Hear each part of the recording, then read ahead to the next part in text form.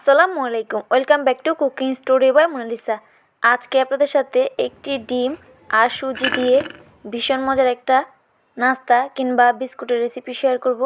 এটা আপনারা চা বানাতে বানাতেই খুব সহজে বানিয়ে নিতে পারবেন। এটা চা দিয়ে খান বা এমনিতে খান, খেতে এতটা বেশি মজা লাগে। উপরটা ক্রিস্পি, ভিতর থেকে নরম। প্রথমে নিয়ে নিচ্ছি 1/4 কাপ চিনি, দিয়ে দিচ্ছি একটা নর্মাল টেম্পারেচারে থাকা ডিম, 1/4 চা চামচের মতো এলাচের গুঁড়া, 1 চিমটির মতো লবণ। এবার ডিমটা খুব ভালো করে বিট করে নিব যতক্ষণ না চিনিটা গলে যায়। ফোমি হওয়ার প্রয়োজন নেই, চিনিটা গলে গেলেই হয়ে যাবে। এবার এখানে আমি 1 কাপ সুজি দিয়ে দিচ্ছি। সুজিটা দিয়ে খুব ভালো করে মিশিয়ে নিয়েছি। এখানে আমার আর কিছুটা সুজি লাগবে, তাই এখানে আমি আর 1/2 কাপের মতো সুজি অ্যাড করে দিচ্ছি। অল্প অল্প করে সুজিটা দিয়ে দিবেন, আপনাদের ডিমের সাইজের উপর নির্ভর করে সুজি কম বেশি লাগতে পারে। এবার এই সুজির মিশ্রণটা 10 মিনিটের জন্য রেস্টে রেখে দিয়েছিলাম। 10 মিনিট পর সুজিটা অনেক বেশি সফট হয়ে গেছে। এবার আমি 1 চা চামচের মতো তেল দিয়ে খুব ভালো করে মেখে নিচ্ছি। মেখে নেওয়া হয়ে গেছে। এবার হাতে একটু তেল লাগিয়ে তারপর আমি বিস্কুটের শেপ বা নাস্তার শেপটা দিয়ে নিচ্ছি।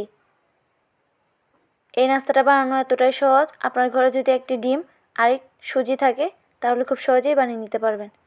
এবার হাতের সাহায্যে গোল করে চাপ দিলে হয়ে যাবে। এবার হাত দিয়ে টাচ করতে পারেন এরকম গরম তেলে আমি এক এক করে নাস্তাগুলো দিয়ে দিচ্ছি। খুব বেশি গরম তেলে নাস্তাগুলো দিবেন না, এতে করে উপর থেকে কালার চলে আসবে, ভিতর থেকে কাঁচা থেকে যাবে। তাই অবশ্যই চুলার আঁচ মিডিয়াম টু লো ফ্লেমে রেখেই সময় নিয়ে উল্টে পাল্টে গোল্ডেন ব্রাউন করে ভেজে নিতে হবে। গোল্ডেন ব্রাউন করে ভেজে নেওয়া হয়ে গেছে। এবার আমি তেল থেকে তুলে নিচ্ছি।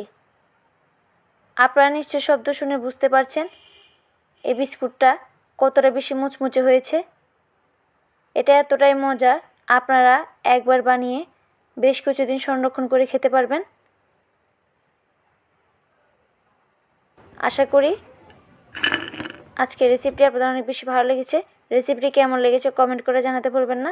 রেসিপি ভালো লেগে থাকলে প্লিজ একটি লাইক দিয়ে দিবেন এবং চ্যানেলটি সাবস্ক্রাইব করে পাশে থাকা বেল আইকনটি প্রেস করে দিবেন। যারা ইতিমধ্যে সাবস্ক্রাইব করেছেন তাদেরকে অসংখ্য ধন্যবাদ জানিয়ে আজকে এখানেই বিদায় নিচ্ছি।